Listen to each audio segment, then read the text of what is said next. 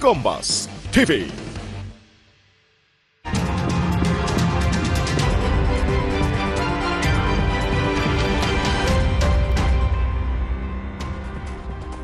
Lovers, 31 atlet panjat tebing Indonesia akan berlaga dalam ajang International Federation of Sport Climbing World Cup Bali 2025. Dari Bali sendiri ada Desa Madarita dan Kadek Adi Asih yang akan bertarung menghadapi atlet-atlet dunia di nomor speed putri.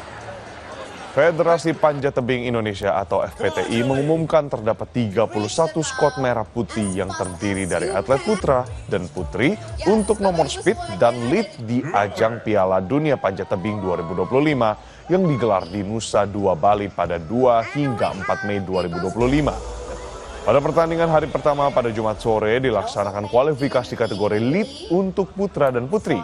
Di nomor speed putra, Indonesia diperkuat jagoan-jagoan papan atas dunia seperti Vendrik Leonardo asal Kalimantan Barat dan Kiromal Katibin dari Jawa Tengah serta atlet lainnya dari Indonesia.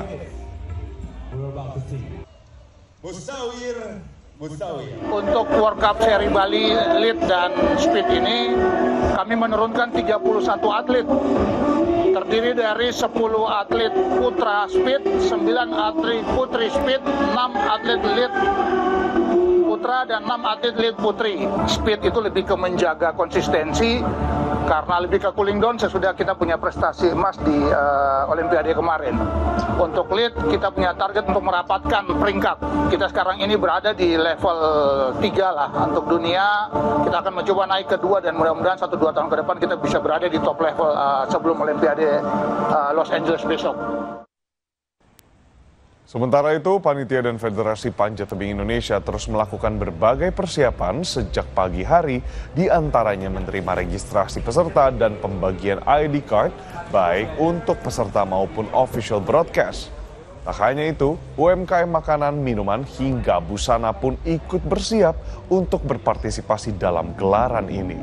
Ada 221 peserta dari total 32 negara yang akan ikut serta.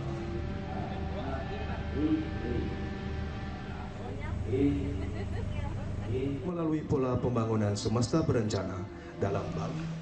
Tidak sejalan dengan prinsip demokrasi, Ketua Umum PSSI Erick Thohir menolak wacana jabatan seumur hidup.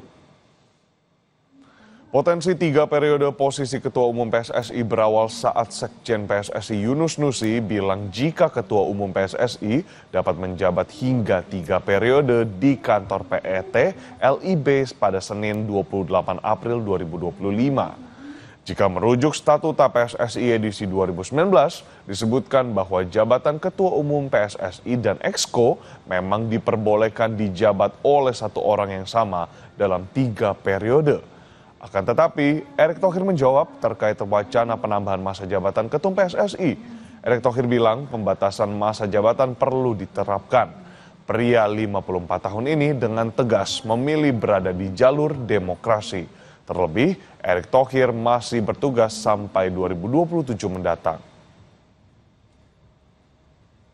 Kalau saya di alam demokrasi ini saya percaya ya harus ada pembatasan. Ya jangan sampai PSSI ini ketua umumnya itu saja. Harus ada batasan. Tidak ada ya sebuah organisasi yang baik itu ya ketua umumnya seumur hidup. Ya tidak ada. Saya percaya era demokrasi selalu ada tugas dan kewajiban dan eranya semua ada gitu.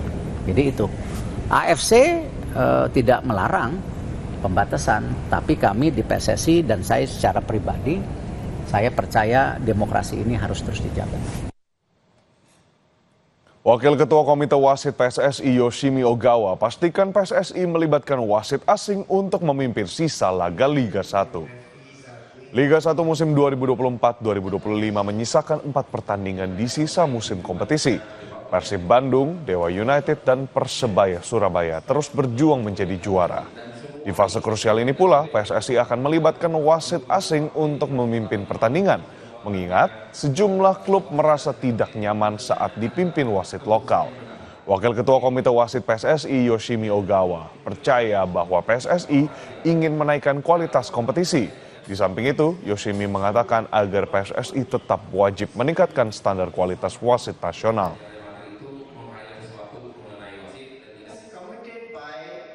Also, Mr. Eric told him we really expect improved football, right?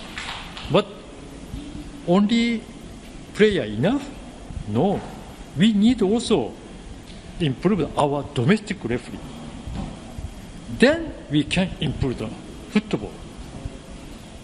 I can understand their concern, but if we start to invite the foreign referee,